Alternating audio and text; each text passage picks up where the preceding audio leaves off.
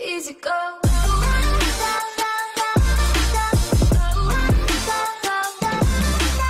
Salut, c'est Sglug, merci de suivre cette aventure, merci pour les inscriptions. N'oubliez pas d'activer les notifications pour être prévenu des prochaines vidéos. Merci aussi de commenter, de partager et de poussoyer. En regardant cette vidéo, vous prenez le risque d'apprendre quelque chose et je décline toute responsabilité en cas de surchauffe neuronale. Je pars du principe que vous avez vu toutes les anciennes vidéos. Il vaut mieux regarder les vidéos en x2 plutôt que faire des bonds de 10 secondes dans la vidéo, sinon vous allez rater des astuces. Dans la dernière vidéo, je vous ai montré comment j'ai intégré le SG90 dans l'articulation. Dans cette vidéo, je vais vous montrer comment je teste l'ensemble du bras. J'ai utilisé ce testeur que j'ai acheté sur AliExpress pour 2,50 €. Au début, je croyais que c'était une boîte en plastique bleu, et en fait, c'est un morceau de carton. Bon, pour ce prix-là, on va pas faire les difficiles. De ce côté-là, j'ai soudé l'alimentation donc sur un câble USB. On peut y mettre de 4,8 à 6 volts. De ce côté-là, on peut brancher des servomoteurs et on peut en mettre jusqu'à 3. Il y a le potentiomètre pour faire varier la position du moteur. Et en bas ici, il y a un petit bouton qui nous permet d'utiliser les 3 modes de fonctionnement. Voilà, ce testeur à la mise sous tension, il envoie une commande au moteur pour aller se mettre en position 0 et on se trouve dans la position initiale en mode manuel. Donc après, il suffit de tourner le bouton et le moteur va tourner de droite à gauche. En bas, au coin, il y a un petit bouton poussoir qui nous permet de passer au mode suivant. Le mode suivant, c'est, peu importe la position du potentiomètre, il envoie le moteur en position 0. Et le dernier mode, il va faire un jeu d'essuie-glace, donc il passe en droite à gauche en allant à chaque fois de chaque côté. Comme dans la précédente vidéo, j'ai laissé volontairement les blancs et les bruits pour que vous puissiez entendre les sons du moteur et de l'articulation. Allez, c'est parti. J'ai soudé ici sur un fil que j'ai coupé, sur lequel il n'y avait pas de data, et d'ailleurs en fait il n'y a pas de data parce qu'il n'y a que 2 fils, et sur de l'USB c'est 4 pour avoir des datas. Je vais l'allumer, voilà, oups. Donc voilà, vous voyez.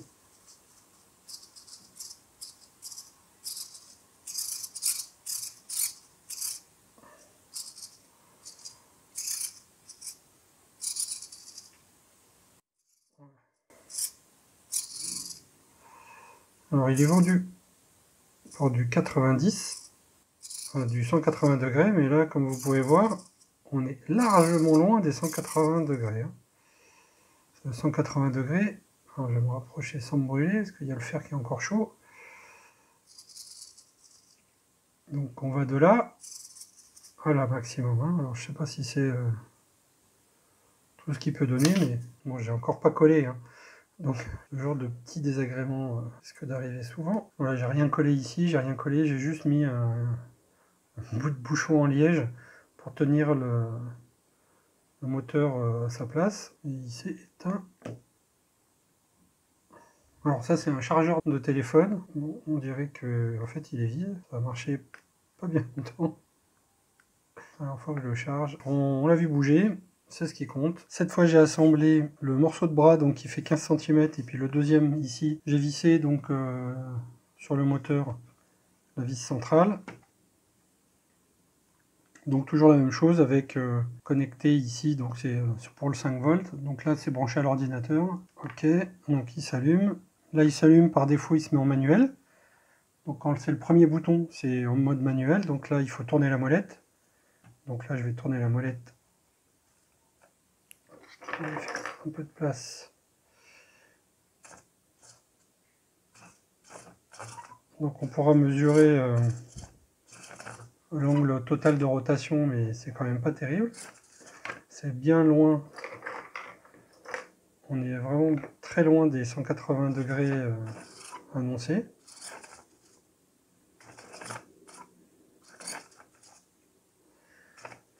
Bon, par contre, effectivement, quand je le mets à la verticale, il tient la charge que j'avais calculée. Il était censé justement ne pas avoir aucun problème pour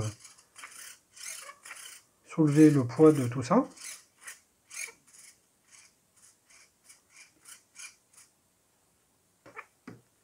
Alors voilà, le deuxième test que je fais, c'est que cette fois j'ai mis le bras en entier.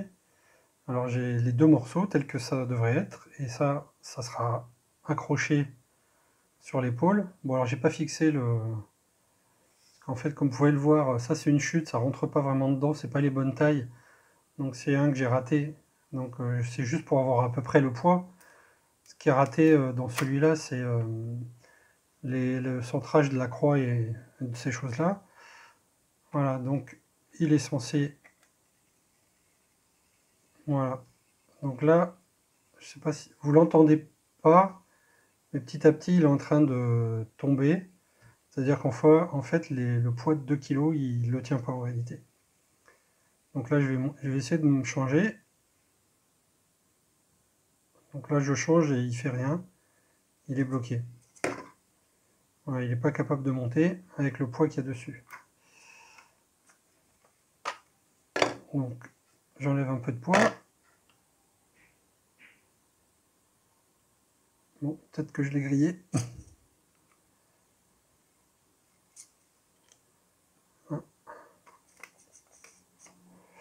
Non, il n'est pas grillé, mais du coup, il n'a vraiment pas la force du poids annoncé.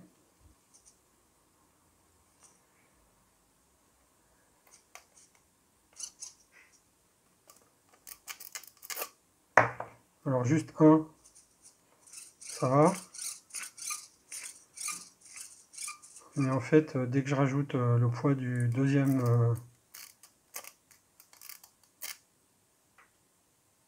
de la deuxième articulation, bah, le dernier, il est à peine suffisant pour tenir.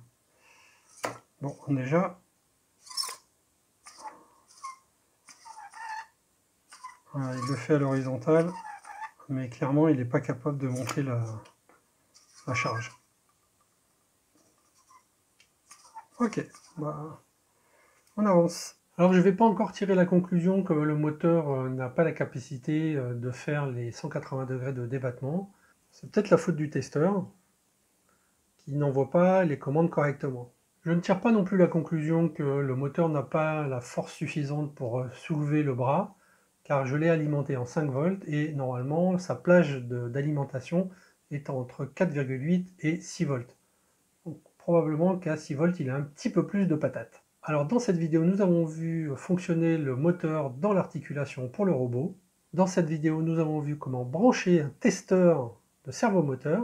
Ici c'était pour le SG90. Dans cette vidéo nous avons vu que le calcul qui avait été fait sur le couple moteur dans une vidéo d'il y a plus d'un an était valide. C'était la vidéo numéro 21. J'espère que ces informations vont vous aider ou au mieux vont vous donner des idées. N'hésitez pas à mettre des commentaires et à partager. N'oubliez pas de vous abonner, activer les notifications pour être prévenu des prochaines vidéos.